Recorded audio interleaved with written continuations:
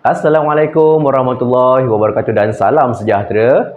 Bersama saya pada hari ini ingin berkongsi berkenaan dengan ayat tunggal dan ayat majmuk. Apakah perbezaan antara ayat tunggal dan ayat majmuk? Mari kita lihat dahulu apa yang dimaksudkan dengan ayat tunggal. Ayat tunggal ialah ayat yang hanya mempunyai satu unsur subjek dan satu unsur predikat. Manakala untuk ayat majmuk pula terdiri daripada dua atau lebih unsur subjek dan predikat. Soalan ini boleh keluar dalam soalan kertas 2, bahagian A, soalan sintaksis. Bagaimana kita hendak menggabungkan ayat tunggal menjadi ayat majmuk dan bagaimanakah cara untuk kita mencerahkinkan ayat majmuk kepada ayat tunggal. Untuk menukarkan ayat tunggal kepada ayat majmuk, kita perlu menguasai satu lagi topik berkenaan dengan kata tugas, iaitu kata hubung. Untuk topik kata hubung, kita akan bincangkan pada video yang lain. Untuk menggabungkan beberapa ayat tunggal, kita memerlukan kata hubung yang sesuai. Pastikan kita memahami maksud ayat tersebut. Sebagai contoh, ayat yang pertama, Ali bermain bola sepak di padang. Abu bermain bola sepak di padang.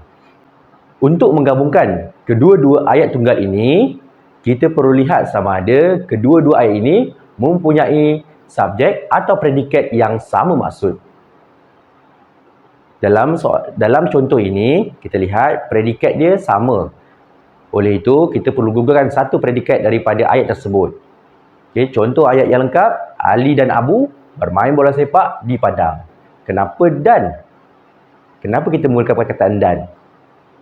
Okay, dan ialah kata hubung gabungan.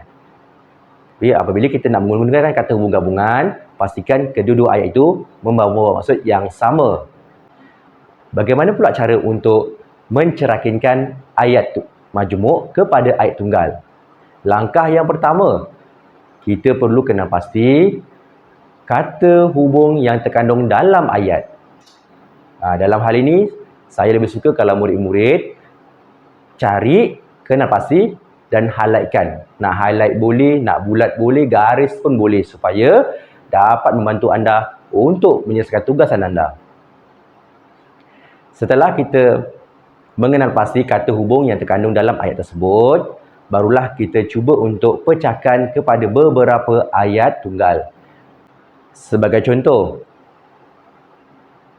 Atan membeli sebuah buku yang tebal. Dalam hal ini, ayat tersebut ialah ayat majmuk pancangan relatif. Kerana apa? Kerana terdapat perkataan yang. Jadi bagaimana kita nak tukarkan ayat tersebut kepada ayat tunggal? Yang pertama, kita kena pasti dulu kata hubung dia, iaitu yang. Okey, bulatkan atau gariskan. Kemudian, barulah kita pecahkan kepada ayat tunggal yang sesuai. Yang pertama, Ali membeli sebuah buku. Yang kedua, buku itu tebal.